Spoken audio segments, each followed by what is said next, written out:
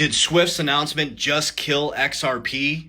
No, stop being ridiculous. Stop being emotional and listen to all these crazy comments on X. I'm gonna give you in this video my 10 points on why the Swift announcement doesn't hurt XRP at all. I'm also gonna give you my personal thesis, keyword personal thesis. Now, before we start, my number one investment in crypto is XRP. My number two is Bitcoin. My number three is Solana. I have others, but those are my top three by a long shot. And that's all I'm accumulating going forward. Just my personal opinion, just being open and honest. I'm going to give you my 10 points and my personal thesis, how ridiculous people are. Swift is going to wipe out XRP. Swift is messaging. XRP is a neutral bridge currency. So let's dive in. Number one, what did Swift actually announce? They announced they're launching a blockchain-based layer.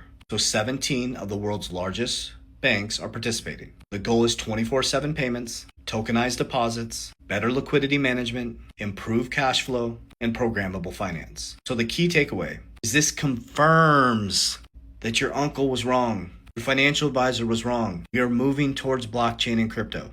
So there's your confirmation. This is good news. This is exactly what we've been saying for a long time, and now it's true. Swift didn't invent the future. Point number two is they're modernizing because the old system is broken.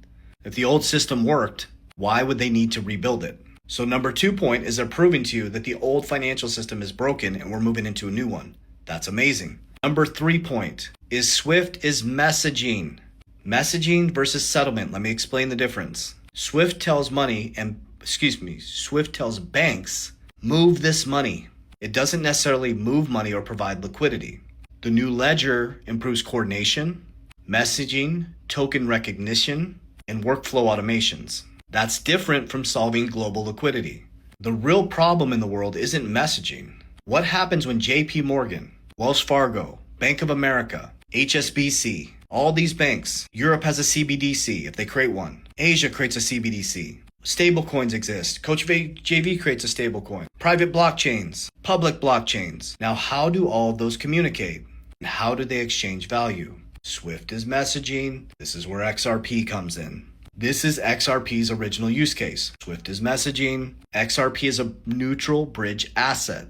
Instead of everyone opening accounts everywhere to transfer money, it transfers the liquidity. It bridges through neutrality.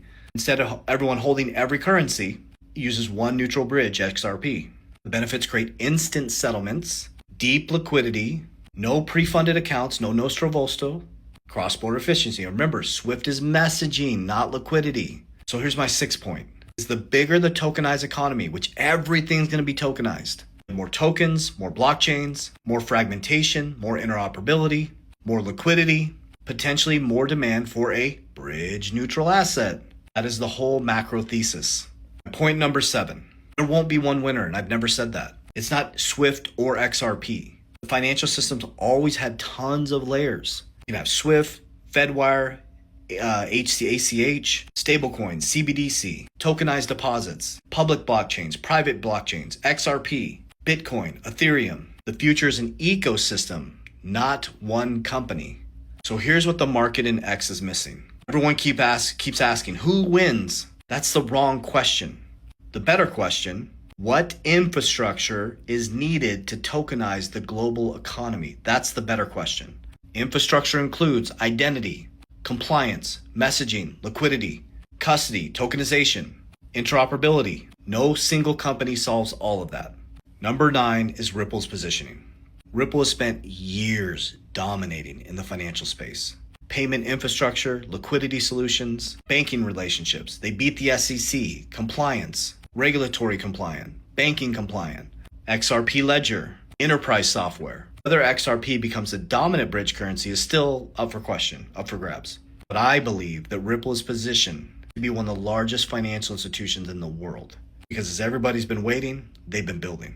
So my 10th point is don't invest emotionally. If you don't understand the asset, don't get into it. You make emotional responses and sell or buy based on X post, you're not in the right track. Take your emotions out. Markets move, narratives change. Successful investors ask this question. What is actually changing?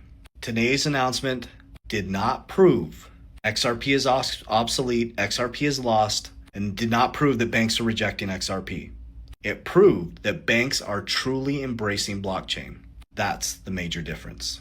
So my thesis hasn't changed at all. The whole world is moving towards tokenization, 24/7 payment, on-demand liquidity. It's going to need a global bridge currency. And I'm not saying it's just going to be XRP. I'm saying that XRP and the company Ripple have developed technologies that provide a real-world solve. If I was a bet man, it's going to do pretty well.